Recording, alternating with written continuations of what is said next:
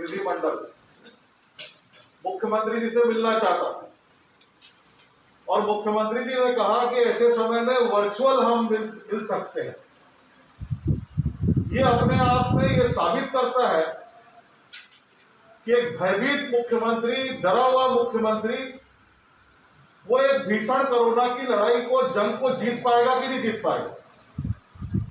हम भी जनप्रतिनिधि हैं, हमको भी अपनी जिंदगी की चिंता है, लेकिन हमने उस बात को नहीं, हमने सोचा कि छत्तीसगढ़ की जनता की जिंदगी बचना चाहिए, नवयुवकों, नौजवानों के साथ न्याय होना चाहिए।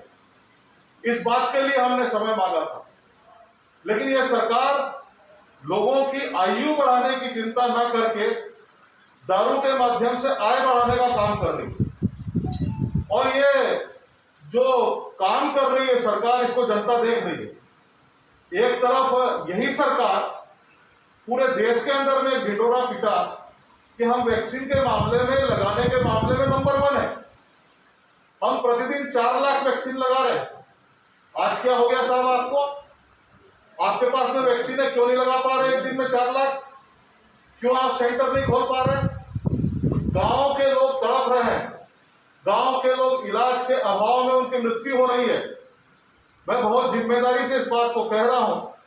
मैंने घूम कर देखा है कि 2000 से अधिक केवल रायपुर लोकसभा के अंदर में मृत्यु हो चुकी है। उसके परिवार का क्या होगा? उसके परिवार के अंदर में अन्न कौन पहुंचाएगा?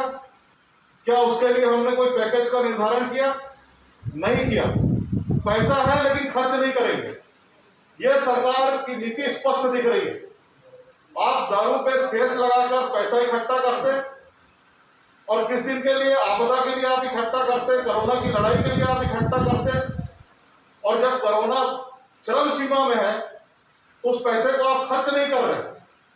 आपको प्रदेश की जनता को बताना होगा कि आपने वैक्सीन के लिए आज तक कितना एडवांस पैसा दिया है। स्वास्थ्य मंत्री कहते हैं कि अगर पैसा देंगे तो हमको शीघ्र वैक्सीन प्राप्त होगी। तो यह अपने आप में प्रमाणित होता है कि मुख्यमंत्री जी ने अभी कंपनियों को पैसा नहीं दिया। और ये जो तानाशाही रवैया है, और वही मुखिया भागता है जो मुखिया ईमानदार नहीं है, इस जंग को लड़ने के लिए अपने आप को जो है वो अस्वीकार कर दिया है, तो वो मुखिया जो है वो कभी बात नहीं कर सकता। हम चुनौती देते हैं कि मुख्यमंत्री जी, आप 2 गज नहीं 4 गज की दूरी के अंदर में हमसे बात करिए। हम आपसे छत्तीसगढ़ के हित में बात करना चाहते हैं, हम राजनीति नहीं करना चाहते। हम चाहते हैं कि उस नौजवान का परिवार जो है वो प्रताड़ित ना हो, उसका परिवार बिखरे मत, उस घर के अंदर में आयुष्मान भारत योजना के तहत इलाज हो। आर्थिक रूप से टूट गए, आपने रजिस्ट्री कार्यालय खोला है, उस रजिस्ट्री कार्यालय में लोग इलाज के लिए पैसा अपनी जमीन बेचने के लिए जा रहे हैं, वो आय के लिए नहीं जा रहे। तो ऐसे समय के अंदर में उस परिवार का जमीन बिक रही है, उस माता बहन का सोना बिक रहा है।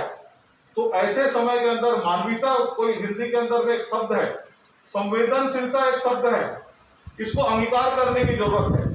लेकिन हम इस बात की उम्मीद नहीं कर पा रहे हैं कि जो मुख्यमंत्री 5 लोगों को समय नहीं दे सकते, बात नहीं कर सकते हैं, और टीवी और अखबार के माध्यम से और केंद्र को कटघरे में खड़ा करने का सफल प्रयास करें, वो मुख्यमंत्री इस कोरोना की लड़ाई को नहीं लड़ सकते।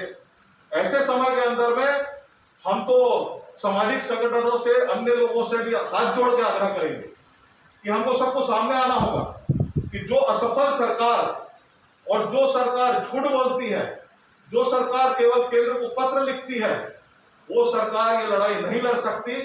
जो आपको बड़े बहुमत के साथ में यहाँ की जनता ने चुना है, उसका अहंकार नहीं होना चाहिए, ये बहुमत के आधार पर काम होना चाहिए। यही हम आपसे आग्रह करते हैं, और फिर से हम मुख्यमंत्री जी से कहते हैं कि जिस दिन आप 1 to 1 मिलेंगे, हम हमारे अध्यक्ष जी विष्णुदेव साय जी के नेतृत्व में हम इस प्रदेश की जनता के लिए बात करने को तैयार है। और ये राजनीतिक आरोप लगाना बंद करें, हम इसका मुंह तोड़ जवाब देंगे और गांव-गांव में वैक्सीनेशन चालू करें। धन्यवाद। देखिए, अभी अभी एक सूचना मिली है कि वैक्सीन प्राथमिकता के आधार पर नहीं लग रही है। युवक कांग्रेस के लोगों ने अभनपुर और आरंग में जाकर जबरदस्ती अपने लोगों को वैक्सीन लगवाई है। तो एक तरफ तो वैक्सीन की कमी है और दूसरी तरफ युवक कांग्रेस के लोग दादागिरी कर जिनको टोकन मिला है उनको वैक्सीन लगने की बजाय अपने लोगों को वैक्सीन लगवा रहे हैं। यह सरकार की नीति है। युवक कांग्रेस के लोग ऐसा कर रहे हैं, ये मैं आपकी जानकारी में लाना चाहता था। अजय चंद्राकर जी आपसे बात करेंगे।